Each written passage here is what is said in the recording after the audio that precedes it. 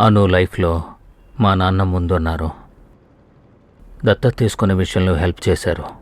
సైలెక్స్కి doubt వచ్చేలాగా మేము చాలా పనులు చేశాం. అంతా మా ప్లాన్ ప్రకారమే జరిగింది.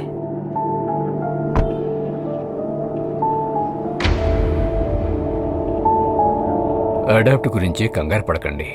నేను ఆల్రెడీ అతనితో చెప్పాను. కొన్ని విషయాలలో చేసే పద్ధతి వేరుగా ఉంటుంది. అన్నీ అయ్యాక సైలెక్స్తో చెప్తే సరిపోతుంది. మీరు చెప్పేది కరెక్టే.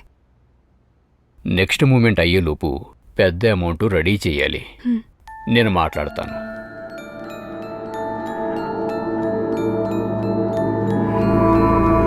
అలా అడుగుతావేంటి? లాస్ట్ మంత్ వర్క్ అంతా ఫినిష్ అయిపోయింది. ఆ, అది నాన్నగారు అడిగారు.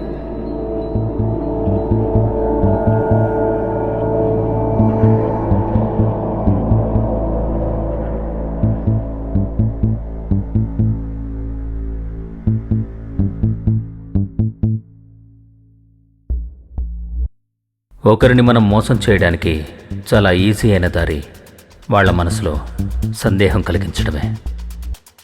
మేడం ఆఫీస్లో ఆ న్యూస్ పేపర్ పెట్టింది మా ప్లాన్లో ఒక భాగమే.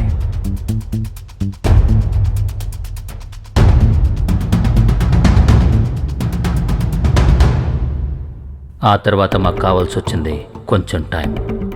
కొన్ని కథలే నమ్మించడానికి కావాలి కాస్త టైం, కొన్ని బాకీలు తీర్చడానికి ఇంకా కాస్త టైం కావాలి. ఆ సంఘటన రాత్రి జరిగింది కాబట్టి ఆ స్పాట్ ఎక్కడో సరిగా గుర్తుపట్టలేనంటున్నాడు మేడం. భూమి మీద చేసే కొన్ని పాపాలకు దేవుడు డైరెక్ట్గా శిక్షిస్తాడు.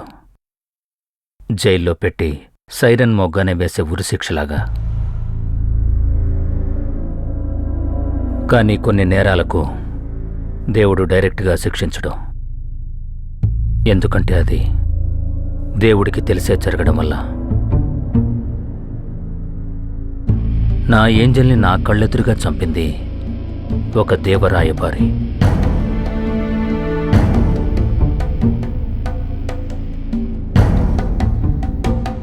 సార్, మీరు ఆ దేవుడి రాయబారిని చూసారా?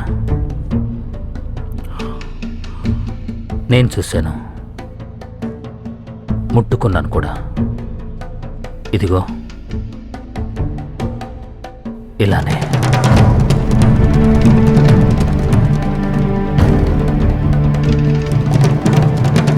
నా కోసం అతన్ని చంపింది సారే.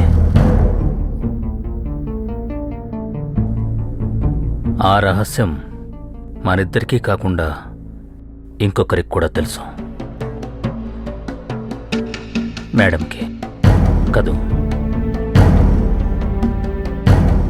అన్ని రహస్యాలు మేడం చేతిలోనే ఉన్నాయి.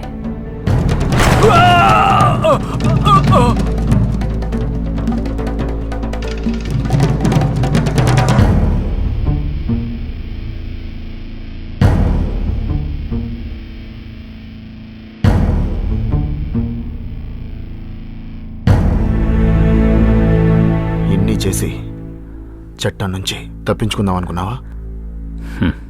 నేను అలాగే అనుకుంటున్నాను. ఎందుకంటే న్యాయం ముందు నేరస్తుండే నేను కాదు, మీరే. పోలీస్ వాళ్ళ ఏ కేసు ఫైల్లో రోనీని నేనే చంపానడానికి సాక్ష్యం లేదు. కానీ నా దగ్గరుంది. సార్ రోనీని చంపాడు అని మేడంకి తెలిసిన సైలెంట్గా ఉండడం. ఒకరిని చంపడమే పెద్ద నేరం. పైగా ఒక పోలీస్ ఆఫీసర్ ఆ నేరాన్ని దాచడం అనేది ఇంకా పెద్ద నేరం.